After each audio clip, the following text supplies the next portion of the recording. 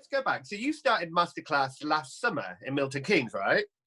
Well, I've been doing the master classes for 5 years now. So 5 years, wow. yeah, so we've been doing we do it every summer. So it's a week's intensive 4 days training, and then on the 5th day we hire a theatre and put on a show. So it's a lot to do in 5 days, but it gives the kids some in the local area something. If they love theatre, it's a great experience, and I bring people up to Milton Keynes from the West End to do it. And then in the last year, I've started doing day master classes. So I've had Kerry Winters do a Shrek one in the past. Suzanne Shaw came and did a Chicago one. We had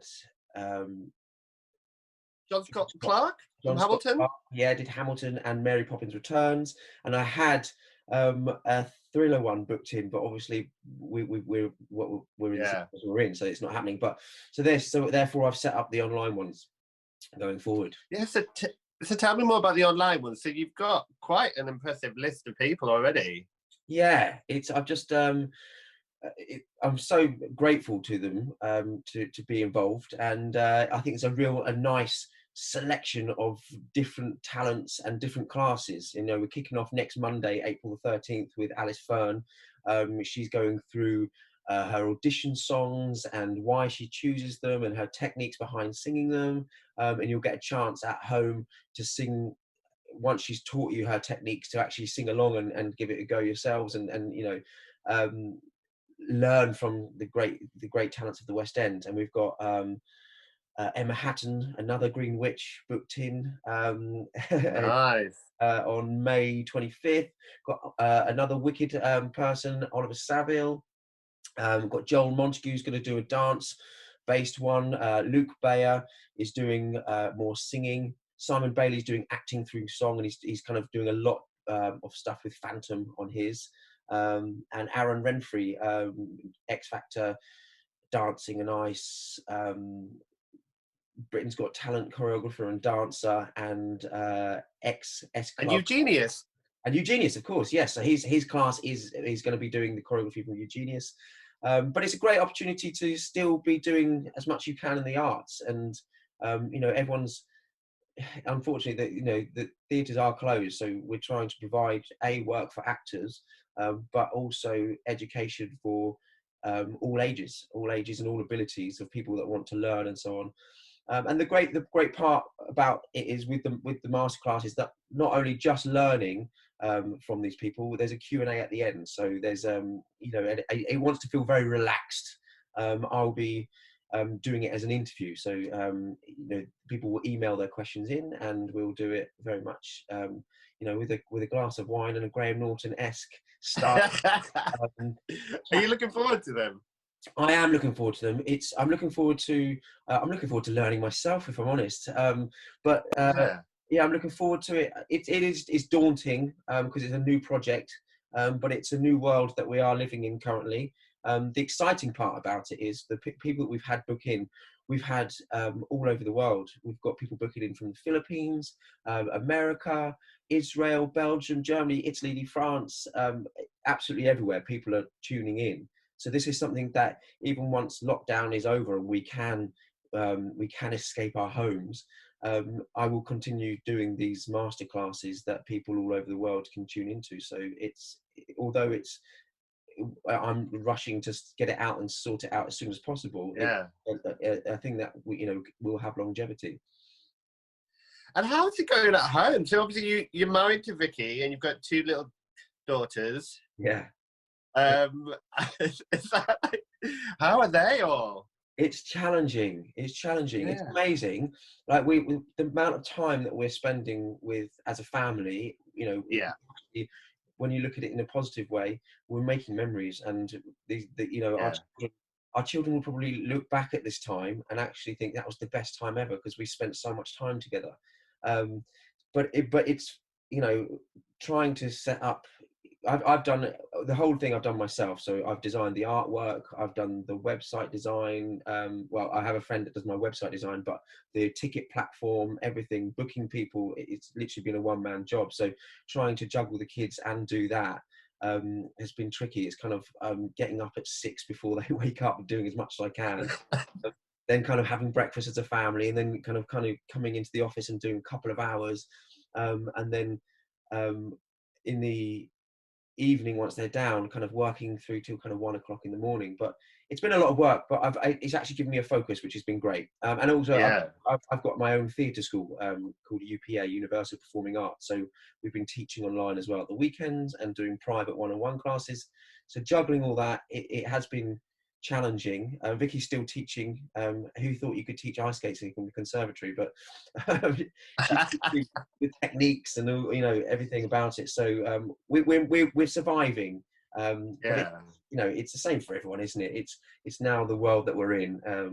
And if we can give people an opportunity to be sat at home and doing something, then we've succeeded. And is this the longest you've probably spent together in lockdown? Well, we're quite, because of our hours. We're neither us, myself and Vicky, are 9 to 5ers anyway. So we do spend a lot of time as a family anyway. So we're not killing each other yet. But we are used to spending a lot of time together as a family. And obviously the girls, Rosie started play school, but they're not like at school all the time yet. So we it's not too hard. And you met on Dancing on Ice, didn't you? The second time you did it. Well, no, I met Vicky when I did the show the first time.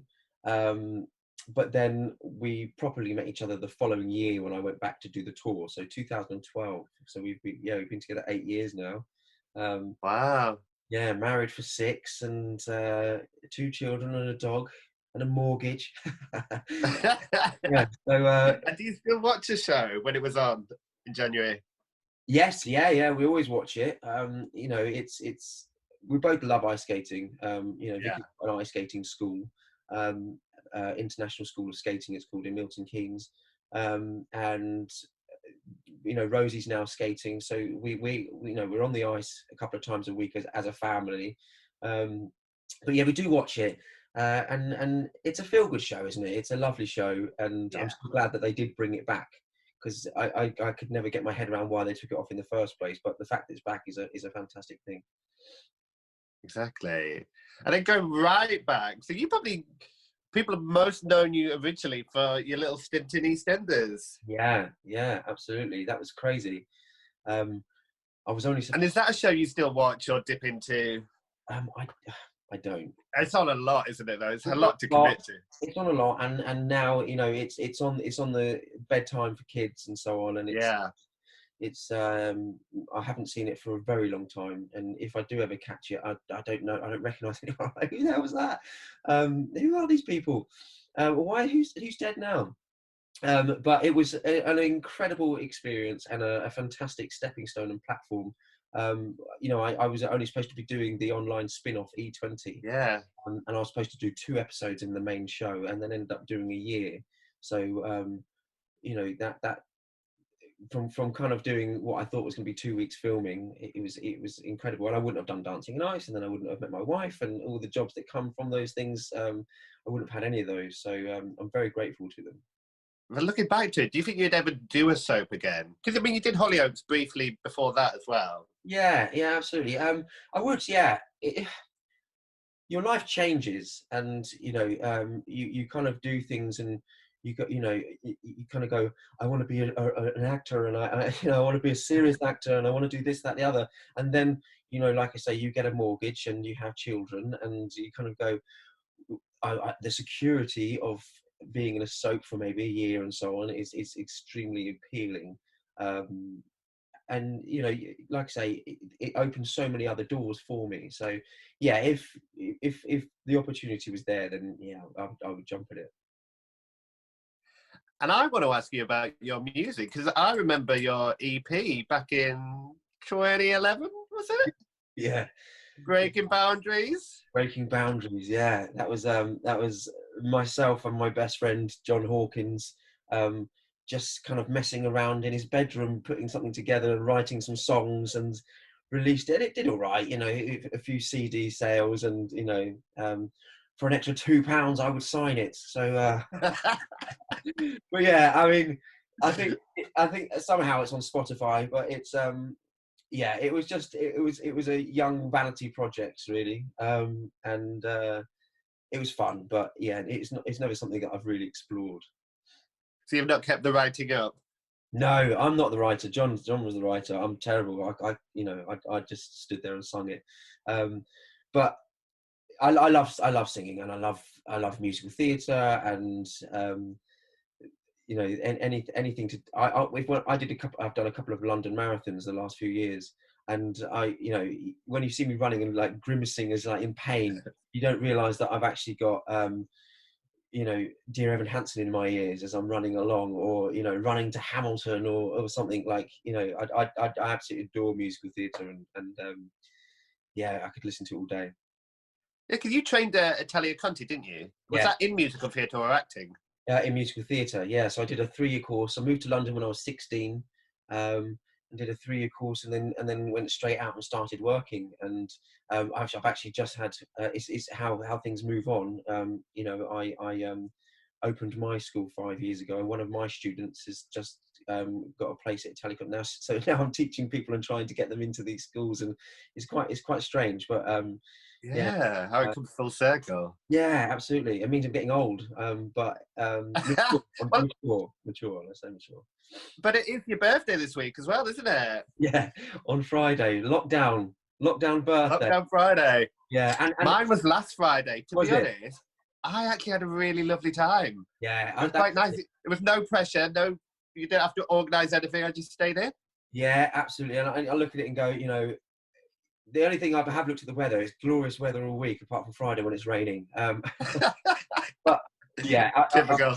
I'm quite happy. You know, it's as long as I'm with my family, you know, and this whole Skype thing, and so I'm sure we'll meet up with some drinks with friends in the evening. And we had a chat last night with Dan Whiston, one of the pros from Dancing on Ice, and Sharon and Max, and the physios, and Dan's boyfriend Simon, and we had a whale of a time. Like, I haven't laughed like that for so long, belly laughing. Like, and we find that we're now speaking to people that we wouldn't see as much, but you've now could be in the situation. You're going, oh, who else should we call this week? Okay, let's do that. And so yeah, and of course you've all got time to do it as well. Yeah, exactly. Yeah, no commuting anywhere, so you're saving so much time.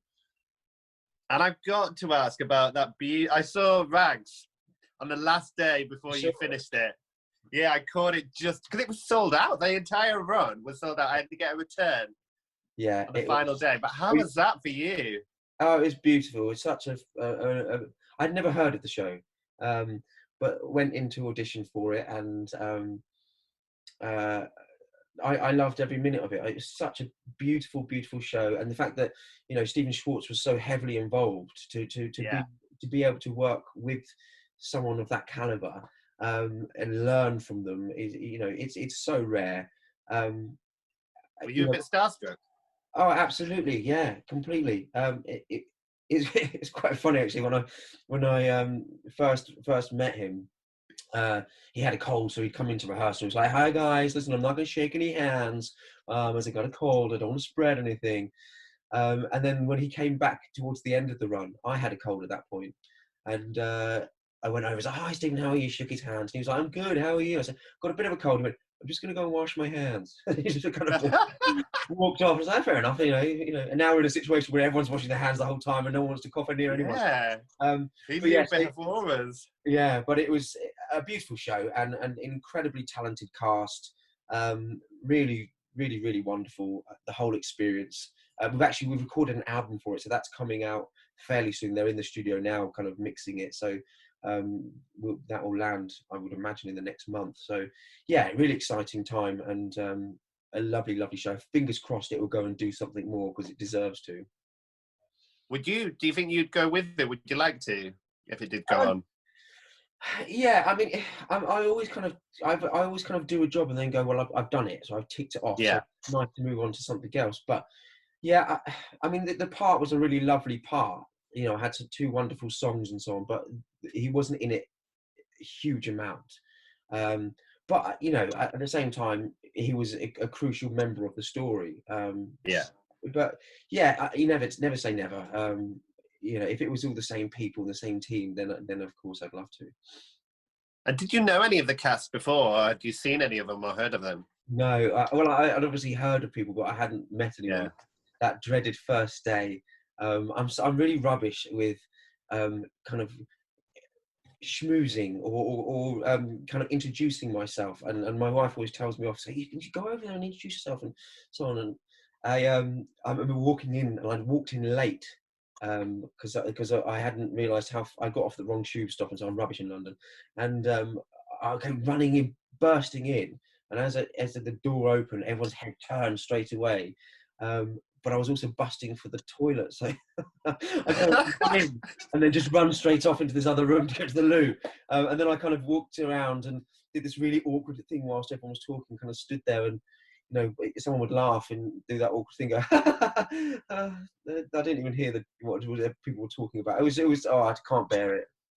But it was lovely to learn about these people and meet them, and you know, that cliche thing of friends for life and so on. But Yeah.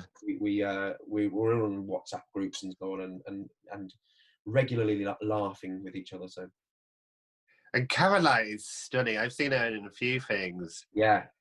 She's beautiful, and her voice. Incredible voice, absolutely incredible voice. And we actually did a concert, which is where I met Alice Fearn and Emma Hatton to book them for the masterclasses. But I had the great opportunity of singing a duet with her. So yeah, an incredible voice, incredible talent. But as I say, the whole cast were incredibly talented, and it's that awkward thing, you know, when you're in that space, you kind of go, am I a weak link in this? Or like, it's so good, you know. But occasionally it just happens, doesn't it? And it all clicks, and you get this incredible group together. And did you manage to see Prince of Egypt before No, we all went down? no, I didn't. But I will be sure to go and see it as soon as we're out. Yeah. I've been listening to it, and it sounds just insane. So yeah, an exciting one to look forward to. And are there any shows that you would like? Have you got any dream roles? Do you have dream roles, or? Oh yeah, I think so. Yeah, there's so many. Without being greedy, I want to do them all. I genuinely love musical theatre, and Yeah. Any time I'm in a show, or if I go and see a show, I get the hairs on my arms like raise, and I don't know what it is, the feel good factor of it, or you know, the harmonies and music and so on. I just sit there and I adore it all. But yeah, dream roles, I don't even know. I couldn't even think of one. There's so many that I would just love to play.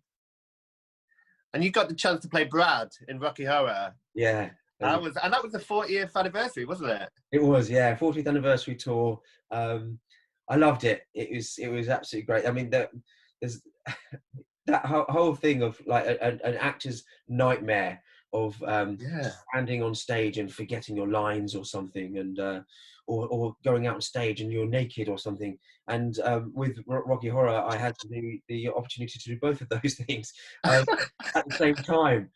So there was a moment where the narrator comes in. We had Philip Franks, who was incredible, and you had to freeze. I remember having this itch on my nose, and I kind of frozen there before my big song. And then Philip went off and the music started, and I sung the first line, and then I just went completely blank, and I couldn't think of the words, I couldn't think of the tune, nothing. So I just started making up my own song. The problem with Rocky Horror is that it's such a cult show that everyone knows it inside out. So there's me kind of making up this song, and it lasted about 30 seconds, and then I remembered the last line, so I just sung the last line, and you just heard the band kind of all go boom. and this audience, you know, one audience member felt so sorry for me. You just heard like, it was horrendous, but just awful. But you know, I had that experience of being just in my pants and a vest on stage and forgetting what I was doing. It was horrific. And would you ever do that again? You say once you do shows, you've done it, but I thought you could never do Rocky again. I thought you meant, would I ever forget my words again? Probably. Well, yeah. Would I? Yes. Oh, yeah. Absolutely. I'd love to do the narrator. You know, on the 50th anniversary tour or something like that. I think it's such a great show and so much fun to be had with it. That you know, with the audience shout outs and everything else, and that's the fun part with the narrator. Of course, everyone else is so strict on what you're saying. The script has to be the same every single show, but with the narrator gets to play and bounce off the audience a bit more, which I would absolutely adore to have a go at. Amazing. So go back to your West End Bootcamp. So are they going to be streamed live? Are they going to be? They're going to be streamed live. So people will get a login and they'll sign in, and I will introduce, much like this is on a split screen, introduce the artist and so on, and then I'll let them take over, and there'll be an hour's class, whether it's choreography, acting, singing, and then I will come back in for the last 15 minutes and have a nice chin wag and try and answer the questions that have been sent to us from the audience.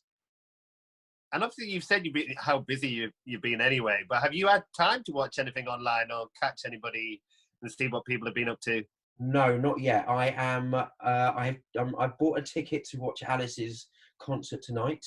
Mainly so that I can see that she's got good signal at home, and then just to see what it's about. There just hasn't been time, you know. It's the kids take up so much time. I didn't look this old like 2 weeks ago, but yes, I'm looking forward to Alice's concert tonight, and I just recommend it to anyone at home. Like, you know, for £7.50, the opportunity for a concert at home, or you know, a masterclass is you won't get that anywhere else. And you know, from such talented people that have been through it and have learned along the way, you know, for the price of 2 coffees, it's such an opportunity. So any opportunities that are out there, grab them while you can. And it's like you say, this is global. I know with your workshop last year, you took it to Milton Keynes, and it was great to get it kind of out into the regions, but this is global. This, anybody around the world can log in and take part. Yeah, and that's what I mean. When I got a booking in from the Philippines, I was astounded. Sorry, my mother's calling me. Go away, mother. Brilliant. I couldn't believe it, and it came up as Philippines, and then I had one from America and Israel and all these places, and I was like, I can't believe this is happening. Like, I hadn't advertised in those countries. I'd put an advert out on Facebook, and it somehow has managed to reach the world. It's incredible. So that's why I said, originally it was going to be a lockdown thing, but now I'm looking at it for the long haul, and we'll carry them on as we can.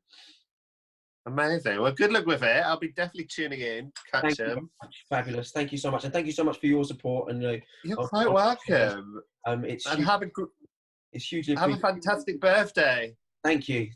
I will enjoy my lockdown birthday.